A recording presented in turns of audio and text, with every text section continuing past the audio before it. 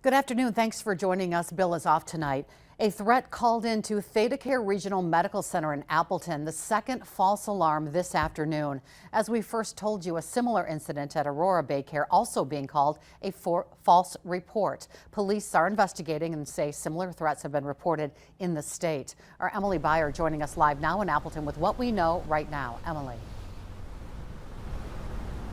Yeah, Cami, this is a situation that all unfolded very quickly here this afternoon. Officials confirming that this was a false report. No one was hurt, and they're still investigating a possible suspect or suspects and a motive.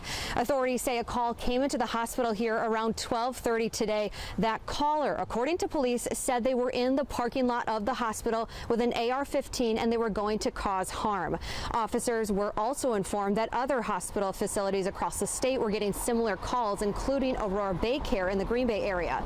Several jurisdictions responded here, bringing in a lot of resources to help secure the premises at ThedaCare Regional Medical Center in Appleton, which has some 40+ entry points. Once on scene, authorities did not find anyone suspicious, and the threat was found not to be credible, saying that this was a false report. Officials, of course, taking this threat very seriously.